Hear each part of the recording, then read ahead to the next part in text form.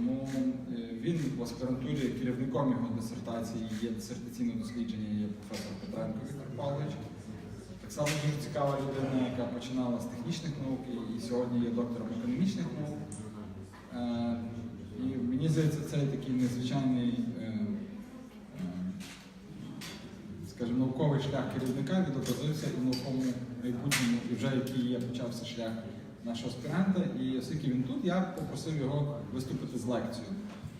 У нього дуже багато, він назбирав в рамках свого дисертаційного дослідження багато інформації про функціонування нафтогазового комплексу на Близькому Сході в різних країнах, особливості, як геополітика впливає. І я подумав, що буде цікаво і студентам, і викладачам нашого університету послухати, про що ж йдеться, які такі попередні результати.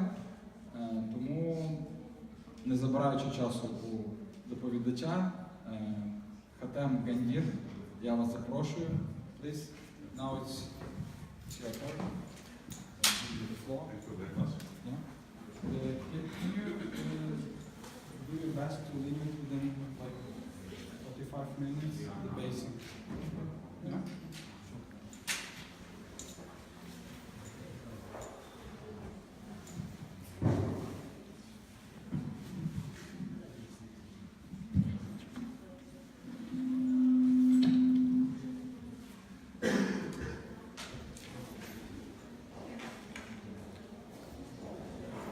Good morning, everybody.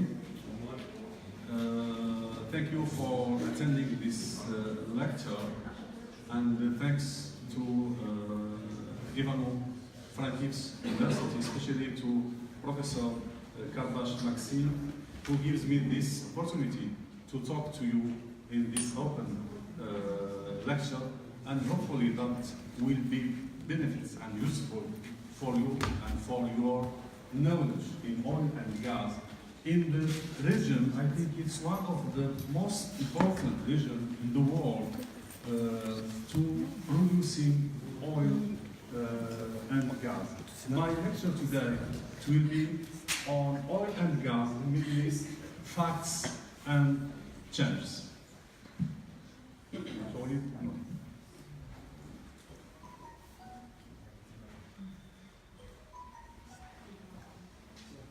Now let's see this introduction. Due to the importance of oil in our life, we can say now we are living in age of oil. We get oil from different sources, conventional source like oil, gas, coal, and we get also energy from renewable energy as a source of energy, like solar, like wind, and other. Sure, without oil, our machines, our factories, our way of life would come to halt. It's very important for us to have oil and gas, and how we can imagine our life without energy, without oil, without gas. We can say oil is very important, key for our life nowadays, and most of oil and gas in the world exist in mainly one place. There is other places, but in the Middle East especially, there is the most oil and gas in the world. For decades, this strategic substance has been the focus of world's attention in the Middle East. We will see in this lecture the potential of the region, Middle East, in oil and gas, and what's the important changes in world in terms of results, in terms of producing, in terms of consuming oil and gas. Now, where is, before that, where is the Middle East located? If we talk about this region, the Middle East is located where Europe, Asia, and Africa meet all together. If we see the yellow color there, the Middle East, it's between Europe, Africa, and Asia. It's covered by desert. Most of this region is desert, but under this land, under the ground of this land, there is oil and gas, and we know oil and gas is formed maybe in million years by these fossils, by accumulating died plants and died animals as well. This is the origin of oil and gas, as I think you know all this in geology. The total population of this region is about 255 million, and it's around 3% of the world population. Now let's see overview on oil and gas in the Middle East. The Middle East is the world's largest oil producing region, accounting for 34% of the world production and 45% of crude oil exports and 48% of oil proven reserves. The Middle East accounted 31% of global LNG exports in 2017. LNG means liquid natural gas. The region exported 19.9 million barrels per day of crude oil in 2017, representing 45% of global trade. Do you need translation? Okay. Anyone? We have translation. Is that? Okay. This is about, overview how we can see oil and gas in terms of reserves. As we see here, 34% of production, 45% of oil exports, and 48% of oil proved reserves. Now, let's see about oil reserves in the Middle East. And we can see here the share of the region of proved oil reserves is about 48% in oil.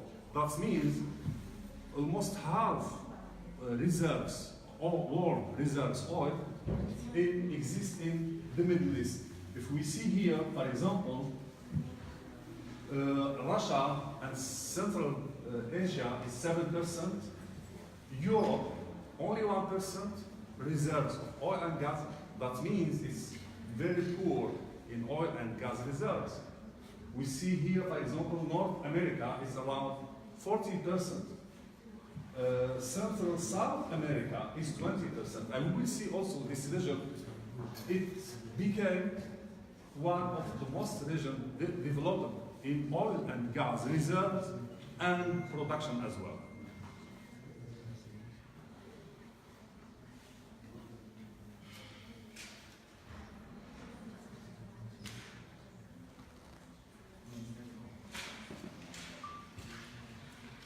Now, how the world oil reserves are growing. If we see between 2000 and 2017, the main thing that we can note in this chart in Central South America is growing fastly in terms of reserves.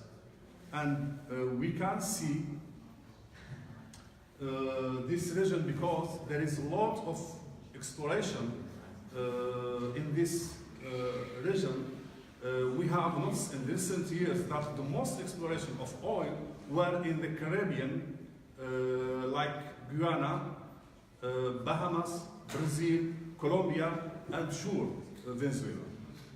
This Central South America is the most growing area in oil reserves. Now I have a question for you. What country has the most oil reserves in the world? Who can give me the answer? Just guess. Who is the country?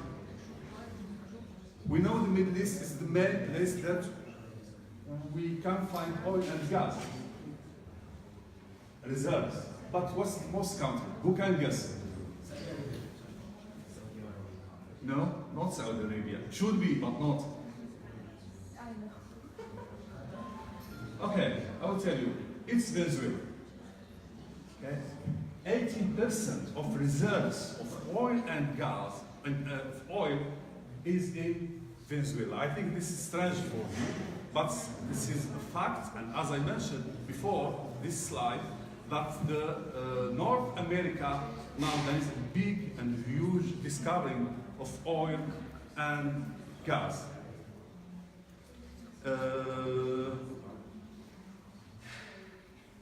Okay, and Venezuela now contains the largest recognized and proven oil reserves, totaling 297 billion barrels.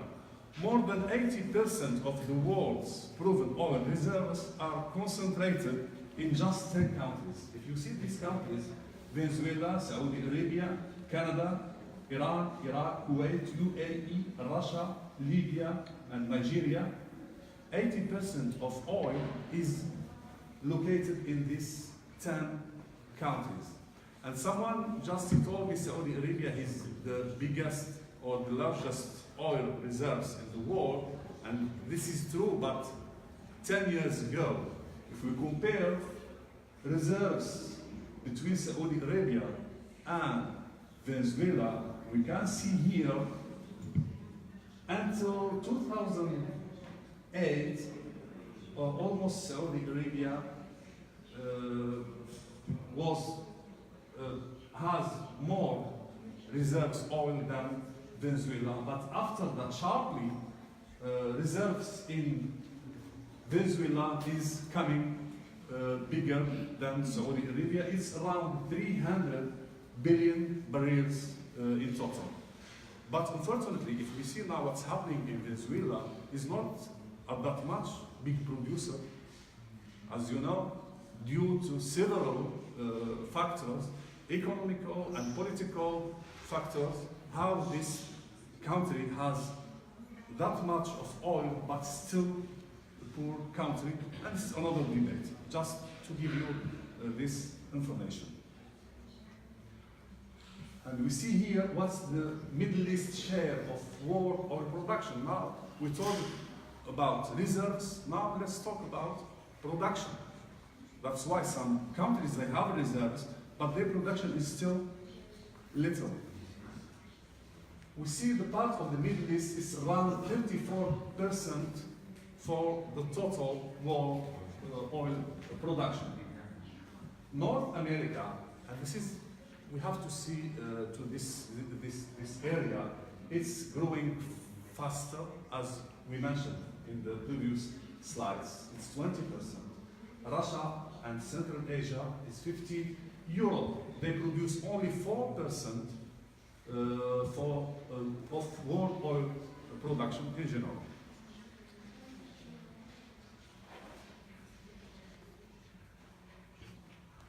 Now, the other question also for you, what country produces the most oil in the world? What's the country produces the most oil in the world? Anyone can guess? No problem, even if it's mistake, it's not a big issue. Not Russia. Is United States. Is United States is the main producer for the oil in the world.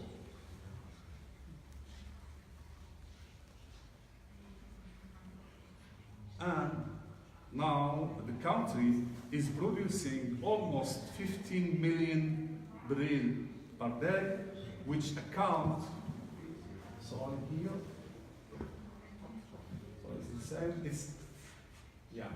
it's almost 15% of the total world production, and we know why this chance. We can compare here with Saudi Arabia, which was the main producer of oil, and starting 2013, United States became the most important in producing oil. If we can guess, we know starting 2008, 2007, USA started producing shale oil. And this needs new technologies to extract oil from non-conventional manner to get the oil.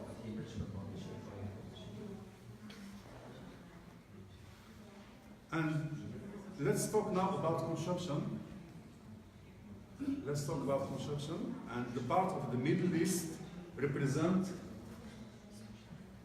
9% of the oil in the world consumed by Middle East. And we know the Middle East represents only 3% of the world population, but they consume 9%.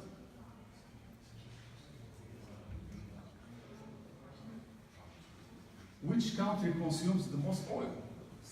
We know now the country has the most reserves, oil reserves, is Venezuela. Good. And the most, or the main oil producer in the world is USA, correct? And now, who is the most consumer of oil? Which country consumes a lot of oil? USA, correct. Also is USA. Almost 20% of the oil consumed in the world is consumed also by USA. We can see now USA is a huge producer and also is big consumer of oil and gas.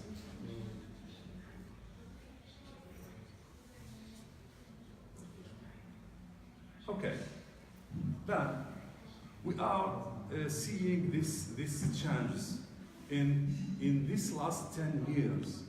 There is a big change. Still, Middle East remain as a region, not as a country, as let's say as Saudi Arabia, but as a region, Middle East still the main producer, but is not as countries. Is Saudi Arabia now? Is America? Is the bigger producer and also is the bigger consumer. America, it was depending in Middle East in oil and gas decades ago. They are always looking to have oil and gas from the Middle East. Is still the situation now after this change. And who is the most important for the Middle East in terms of consumption? Who is the most important? Is it China or is it America? And we can see here, this is the net crude oil imports with the blue color, the line with the blue color, for USA, and we see USA is gradually reducing its imports from oil. Let's say from 2003, there are new strategies to reducing these imports. And in 2015, China started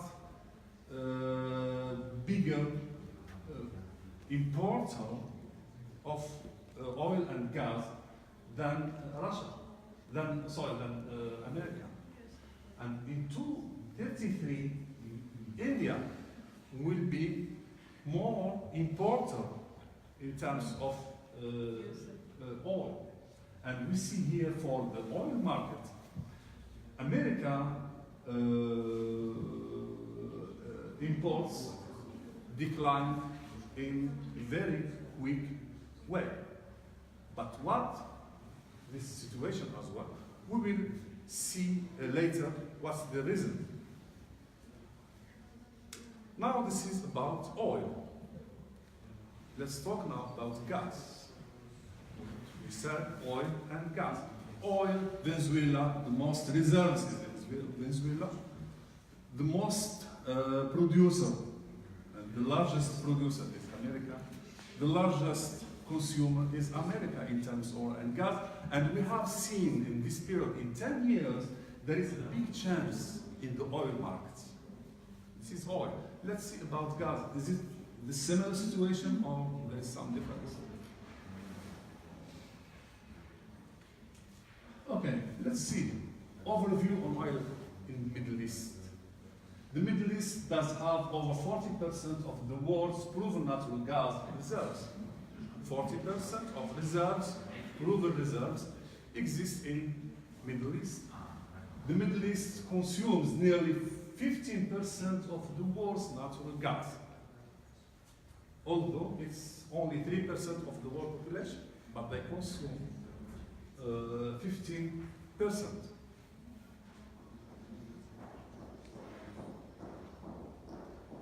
Gas reserves in the Middle East, and we see here, as we said, is 40% of world reserves exist in the Middle East.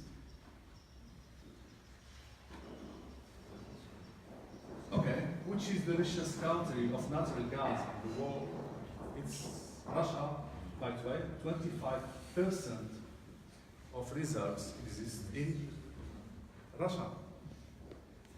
And what is the Middle East share of the world gas production? Is only 17%. It's not at that much if we compare with oil. Middle East, they have oil, but it's not at that much like gas, but it's not that much like oil. They produce only 17% because the oil in this region exists mostly only in two countries, Qatar and Iran. These two countries, almost they have around 80% of the Middle East gas.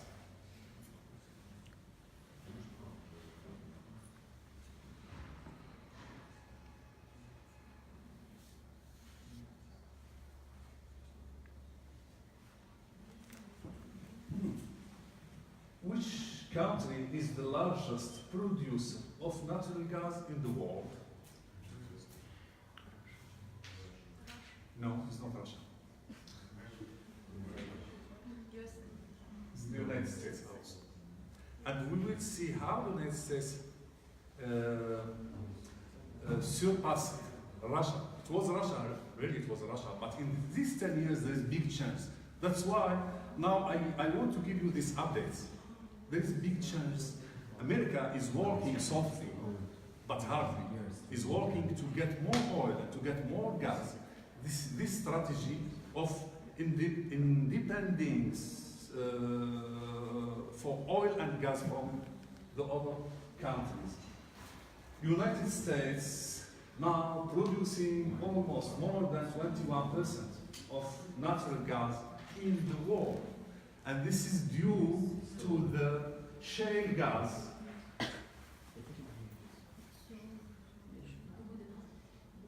Okay, so. As I mentioned, and this is due to the shale gas, and we will see it, how the shale gas is transformed, the gas industry in America. And the natural gas consumption in Middle East is around, who can tell me? Is 13% of the consumed oil in the Middle East in total.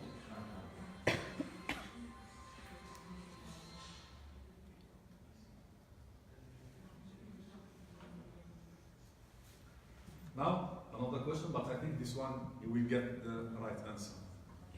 Which country consumes the most gas in the world? Yes, America. Is the most United States consumed around 27.1 trillion cubic feet of natural gas in the world, and it's representing almost 22% of the consumption around the world. After that, we have Russia, we have China. And now we have seen that, like summary, the most reserves of gas exist in Yes, in Russia, correct. The most producer of gas is America. The most consumer of gas is America as well. Now we see for oil and gas, America became the most important country. Is the huge producer and also the huge consumer. But is it enough for America, this quantity? Sometimes, if you consume more than you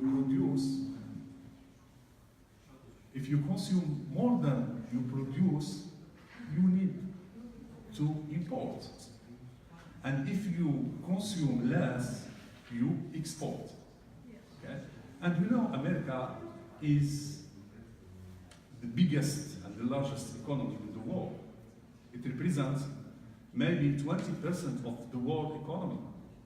And when we say for the economy, if we have a dynamic economy, we need more energy to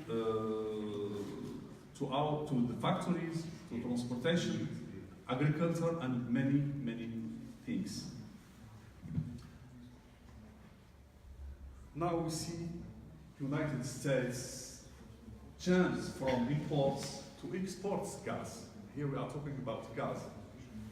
And we see almost in 2000 here, in 2000, it's clear, you can see the chart clearly. In 2000, America started exporting in a quick way gas. And we see the imports from that time starts in decline. There is a decline. And almost in 2015, America is the net exporter of gas. They have a lot of gas and they export. The other thing, there is many reasons, many factors to make this gas in commercial way. Sometimes you have gas, but it costs a lot, and you cannot produce and you cannot sell.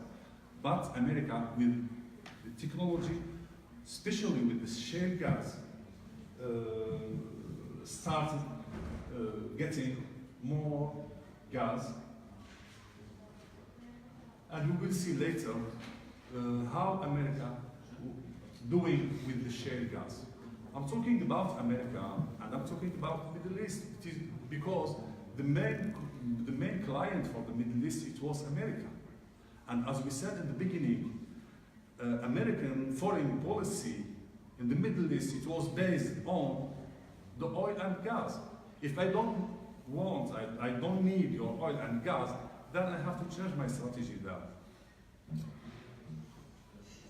Here, what factor determine oil prices? There is several factors that we can impact and influence the oil prices. One of them is OPEC. You heard about it? Yes. What's OPEC? It's it's Organization of Petroleum Exporting Countries. This is an organization of 15 countries that they export oil around the world, and it's like a cartel. They have their meetings periodically in Vienna, and they decide what is the price for them to sell their oil. And there is, as I mentioned, there is 15 countries. One of them is Saudi Arabia. And these countries, as they produce around 40% of oil in the world, they can manage the situation of prices by giving more oil or reducing their supply. There is another factor, is non-oil supply growth. Non-oil is the countries, they are producing oil, but they are not part of this organization, like Russia, like Mexico, like Oman, like Bahrain, also Bolivia, and so other countries. They are producing oil, but they are not part of OPEC oil. And we have also spare production capacity, and this is the possibility to have a surplus of oil. Sometimes if you don't have, okay, you are producing, but you don't have enough oil to inject in the market, in this case you cannot influence and you cannot make any impact on the prices, and this is the situation now. I have a question. Who can tell me what's the oil prices these days around? 60, 70, 80 dollars per barrel? Yes, it's around 80. It's around 80. 2 years ago, it was around 40. The price was doubled. Why it was doubled? Because OPEC, this organization that I told before, 15 countries, they decided to cut off their production in AlJazeera meeting in 2016. They cut their production by 1.8 billion barrel per day. That's why we had like few quantity and less quantity of oil for the world. That's why the prices start rising a little bit. Last meeting, they have decided to raise their production. But unfortunately, the price is still around 80. Why? Because they don't have enough oil in their reserves and their capacity of production to give these quantities to the market. And the market is always have doubt if this country can do it or no. We have geopolitical risks also. This affects the oil prices. If we see now, America is treating Iran by sanction in next month, November, and the market is worried about it if there is cutting more oil in the market.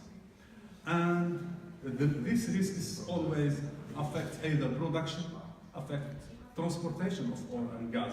And if we see 40% of oil traded in the world pass through the Strait of Hormuz. I don't know if you heard about it. Hormuz is in the Red Sea between Iran and Oman. And if any conflict between GCC, Gulf Council countries like Saudi Arabia and Iran, if there is any conflict, this one can affect the transportation of oil which pass through this strait we call Hormuz. Weather. We know weather. If we have cold weather, we need more energy. And if we need more energy, the price will get rise again. We have inventories. Inventories is like stocking oil. Some countries, like America, they have like the strategic reserves. They stock oil. If this, this inventories is full, the price get down because America no need too much to buy oil. And we have also global economic growth. If the global economy is in a good way and is healthy, that means the factory is working well, that means transportation working well, that means people consuming well, that means we need a lot of energy. And this is the reason, if the growth economy is going up, the price of oil also is going up, the same way. Speculations and hidden investment. Usually, there are two markets. One is real market of oil, supply and demand, And there is another market. Did you hear about NYMEX? NYMEX. It's, if we say today, the oil is around 80. Why? Because in NYMEX or in London Stock Exchange, this is other markets, stocks markets, equity markets, that the people sell and buy oil, but it's virtually, it's not correct. I can sell now, I give order in NYMEX and get 100 barrels of oil. But this is not fact, because I don't need really this, just I need to buy equity, I need to buy paper. And this is what we call speculation. In reality, the world consumes around 100 million barrels per day. 100 million barrels per day. This is almost, or more or less. But in stock market, the world consumes 1 billion barrels per day. But this is only in paper. And these speculations can affect the real market of oil and gas. We have exchange rate and inflation. Okay.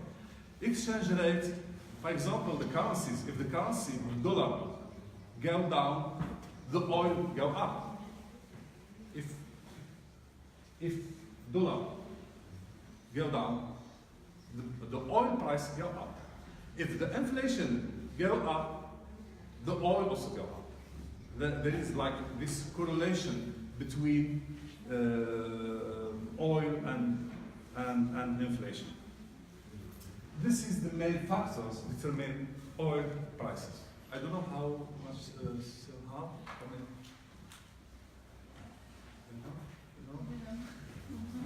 Okay, just 10 minutes, 5 to 10 minutes.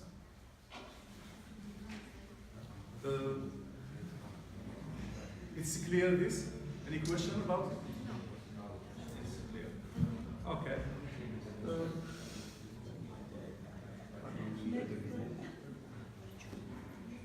And we can see some geopolitics events that affect oil prices in the last 40 or on the last 50 years ago. You see the price, it was, I mean, it was less than $20, but with current price, because at that time it was maybe $1 or $2 only. Okay? In Iranian war, the beginning of the Iranian war, the price jumped quickly. And in the Gulf War, Second War, also it jumps here. And if we see in the global financial crisis collapse in America, the prices jump to $140 by barrel. Why? Because there is a worry that something will happen. The investors are optimistic about the market, the oil market situation. And all the time, oil prices go up and down, depends on the previous factors that we talked about.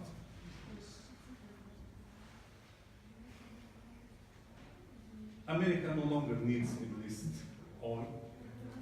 And we see here America, how is the production is growing up. In this year, February, it's 10.26 million barrels per day. And America now is getting oil, first of all, from United States. If we can see here, it's almost 27% of the oil consumed in America come from America itself. Then Canada, around 13%, Saudi Arabia, about 8%, Venezuela, 7%, Nigeria, 6.7%, Algeria, 3.3%, Iraq, 2.7%, Angola, 2.5%. That means America is no longer in need to Saudi Arabia in the future. And the Middle East oil and gas also in the future. America production as well reached about 79 billion cubic feet per day. And we see here also until 70 is around, as I mentioned, 80 billion cubic meter. And we see here the gas production from shale in America. And the shale here is the part of the shale compared in the whole natural gas in America. It's representing in 2013 around 45%, but now it's around,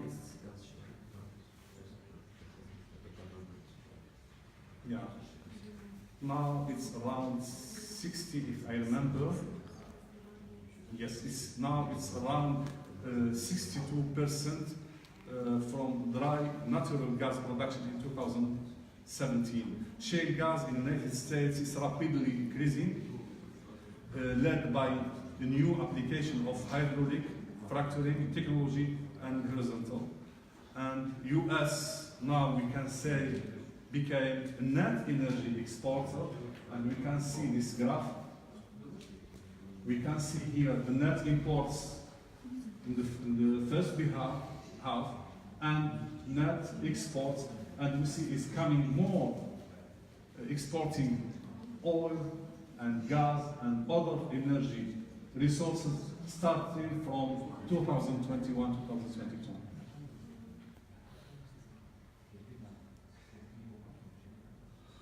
And now Middle East, they must change their strategy also and their client from America to China. And we can see here the Middle East is currently the largest exports of oil and gas to China. And it was China import from the Middle East, from Gaza, it was 48% in 1990, then 49, and now in 2011 it was 15%. It expected that China crude oil imports from Middle East will reach 70% by 2020 and continue to grow until 2035. And we see here in the graph, China's energy use could double USA level by 2040. Now, the conclusion is here. We see now the oil reserves in the world, the Middle East, and who is the main player in this field. We see the producer, the consumer in oil and gas. I think we have now in whole overview for oil and gas in the world and in the Middle East as well. What's the conclusion? The conclusion is the Middle East still the main and strategic region to secure the world oil and gas needs for the next 3 decades at least. The Middle East provides half of world's oil and gas needs. The Middle East has become the largest of the United States, has become the largest producer of oil and gas.